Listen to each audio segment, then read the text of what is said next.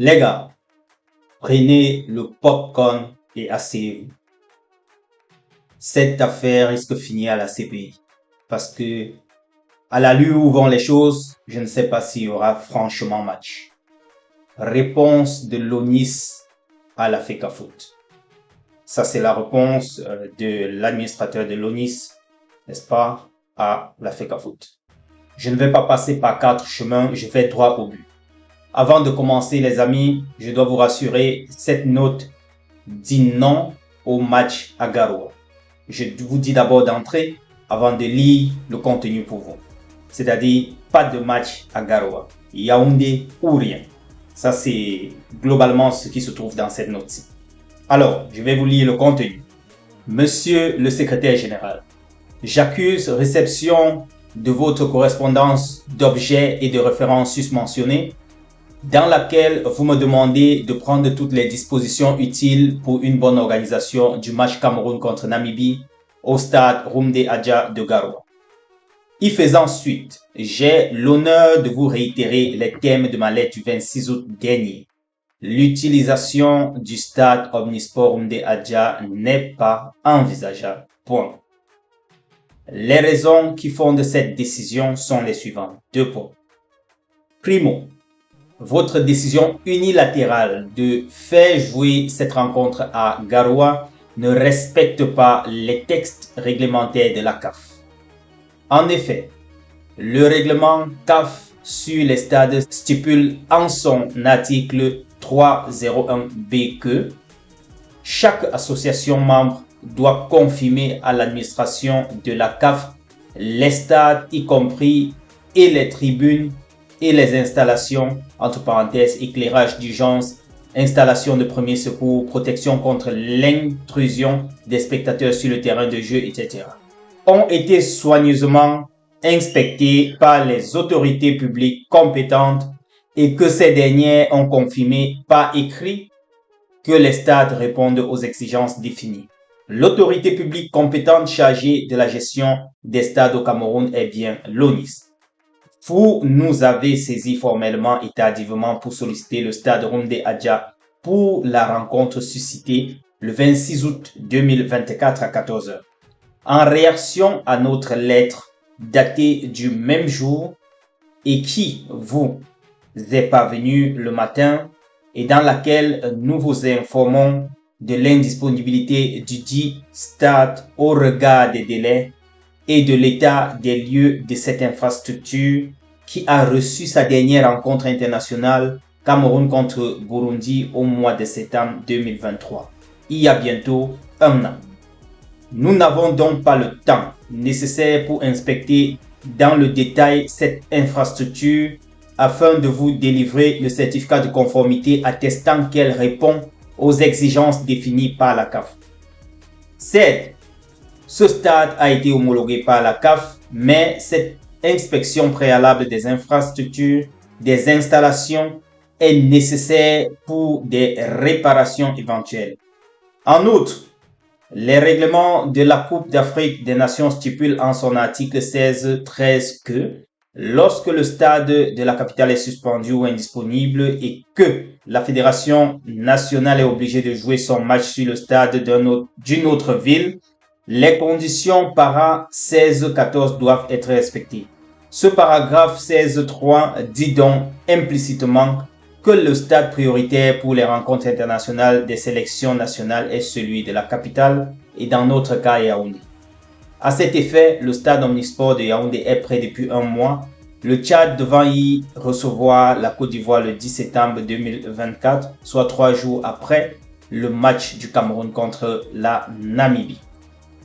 Secondo, en rappel et pour éviter des quiproquos inutiles, pour que les stades de l'ONIS accueillent une compétition internationale de la CAF et au regard des normes exigées, un protocole d'inspection est appliqué au moins 30 jours avant la date de la rencontre.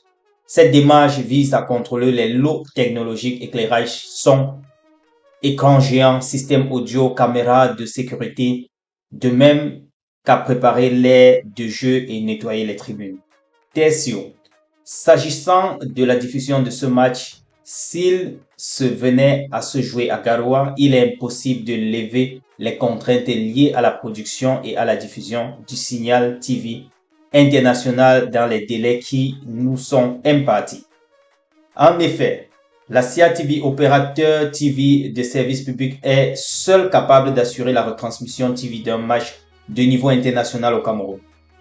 Elle dispose pour ce faire d'importants moyens de production et de plusieurs stations fixes montantes de signaux de type uplink, y compris à Gao. Les unités de production des signaux 7 de grande capacité, 20 caméras chacune, sont au nombre 4.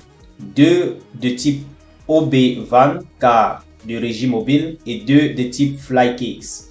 L'inconvénient majeur étant qu'aucun de ces dispositifs n'étant positionné à Garoua, il faudrait les déplacer de leur site actuel, Yaoundé pour les OB-VAN, Douala et Limbe pour les Flycase. Pour les OB-VAN, il faudrait parcourir 950 km et rouler à très faible allure à cause des risques d'accident.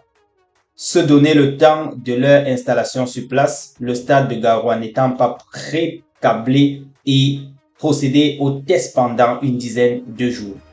Ce qui porte à un minimum de 20 jours les délais de mise à disposition du signal TV à Garoua.